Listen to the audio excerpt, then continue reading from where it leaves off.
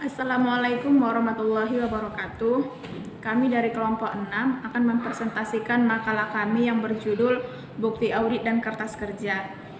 Saya Regina Mawadah akan menjelaskan mengenai bukti audit. Bukti audit adalah segala informasi yang mendukung angka-angka atau informasi lain yang disajikan dalam laporan keuangan yang dapat digunakan oleh auditor sebagai dasar yang layak untuk menyatakan pendapat. Adapun jenis-jenis dari bukti audit ini, yang pertama bukti fisik. Bukti fisik adalah bukti yang diperoleh oleh auditor secara langsung dengan melalui pemeriksaan fisik di dalam proses audit itu sendiri. Kemudian yang kedua ada bukti matematis. Bukti matematis ini adalah bukti yang diperoleh auditor melalui perhitungan langsung. Misalnya voting untuk penjumlahan secara vertikal ataupun horizontal. Yang ketiga adalah bukti perbandingan. Bukti perbandingan ini sering juga disebut dengan bukti rasio yang digunakan untuk menghitung rasio likuiditas, rasio profitabilitas, dan rasio solvabilitas. Yang keempat ada namanya bukti dokumenter. Di zaman canggih seperti ini rasanya agak aneh jika tidak memiliki bukti dokumenter, apalagi yang masuk dalam lingkup audit, yaitu memerlukan bukti dokumenter dalam menyelesaikan laporan keuangan. Kemudian yang kelima ada namanya catatan akuntansi. Catatan akuntansi ini adalah sumber data yang bisa digunakan oleh auditor sebagai bukti audit. Selanjutnya akan dilanjutkan oleh teman saya, Saudari Wisesa Sri Melani Silitonga. Kepada Saudari Wisesa saya persilahkan. Definisi kertas kerja.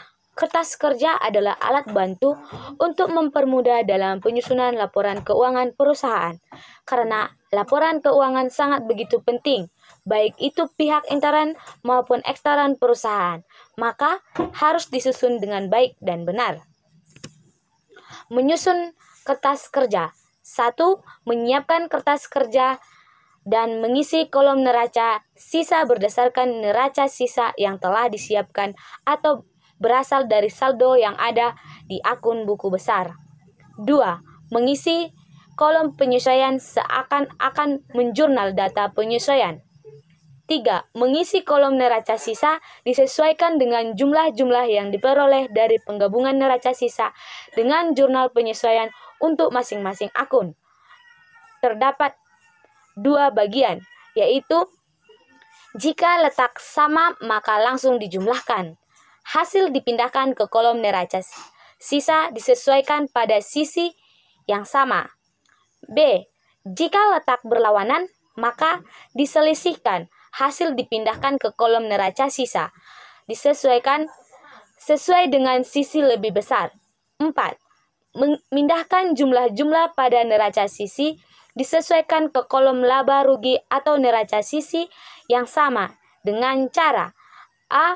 Untuk segala akun real, yaitu aktiva, kewajiban, dan ekuitas, atau termasuk akun prive, dipindahkan ke kolom neraca. B. Untuk segala akun nominal, yaitu pendapatan dan beban, dipindahkan ke kolom laba rugi. 5. Menjumlahkan angka-angka dalam kolom laba rugi, kemudian memisahkan selisih antara jumlah debit dan kredit di sisi jumlah yang lebih kecil sehingga jumlah debit dan kredit sama. 6. Menulis kata laba bersih atau rugi bersih ke dalam kolom akun dengan ketentuan sebagai berikut. A. Jumlah debit lebih besar daripada jumlah kredit atau kolom laba rugi, sehingga selisihnya ditulis di kredit berarti hasilnya laba rugi bersih. B. Jika jumlah kredit lebih besar daripada jumlah debit atau kolom laba rugi, sehingga selisih ditulis di debit berarti hasilnya laba bersih. 7. Memindahkan laba rugi bersih ke kolom neraca pada sisi yang berlawanan. 8. Menjumlahkan kolom neraca sehingga jumlah debit dan kredit menjadi sama. Kemudian, seluruh hasil penjumlahan yang ada di kertas kerja bergaris 2.